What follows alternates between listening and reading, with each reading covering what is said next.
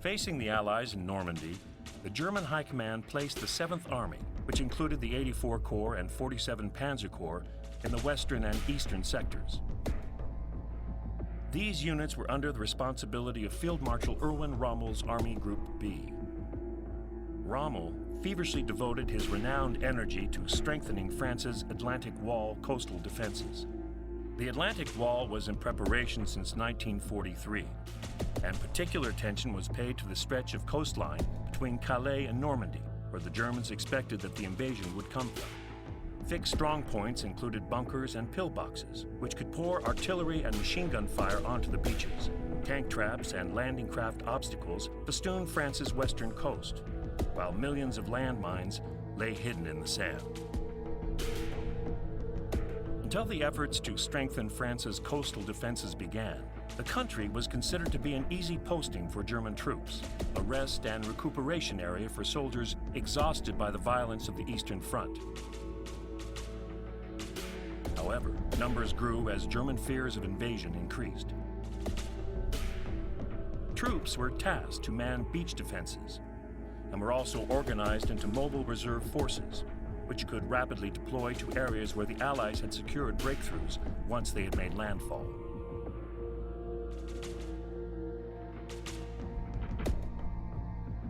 Rommel's tactics were simple. The Allies had to be prevented from getting ashore. If they did, they would have to be stopped on the beaches. The fixed defenses were designed to keep the Allies pinned down, while they were strafed with machine gun fire and shattered by artillery. He also proposed that panzer units be deployed near the front to bolster the defenses.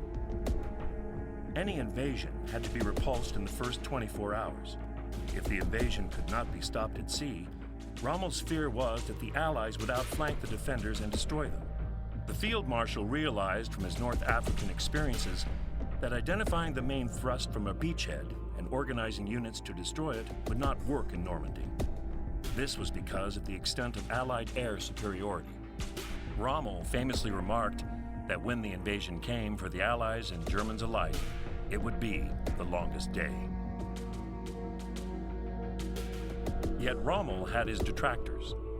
Field Marshal Gerrit von Rundstedt, in charge of Army Group D, believed that troops and armor should be concentrated for devastating counterattacks once the invasion had made it ashore. Rommel's strategy was complicated by Hitler's refusal to allow the movement of armored divisions without his express permission.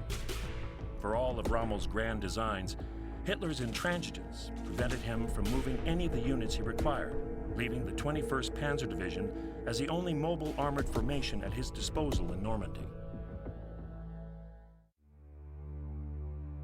Still a problem was that the number of German troops in Normandy was insufficient to throw the Allies back into the sea. 7th Army's 14 infantry divisions and its single Panzer Division were all that was in the area to confront the Allies. These units were spread across a front almost 1,000 miles long. The soldiers manning these units varied dramatically in quality, and they could not be considered in the same league as the crack troops fighting the Red Army in the east. The sister services that should have been able to supplement the German army in its effort to ward off the invaders were but a shadow of their former selves. The Kriegsmarine, which had once been a supreme menace on the high seas, was now a largely spent force, restricted to harassment operations by small E-boats and submarines.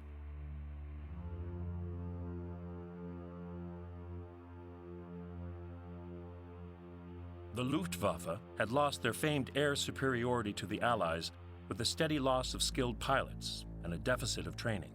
When D-Day came, the German Air Force only mounted 22 sorties, using fewer than 100 aircraft.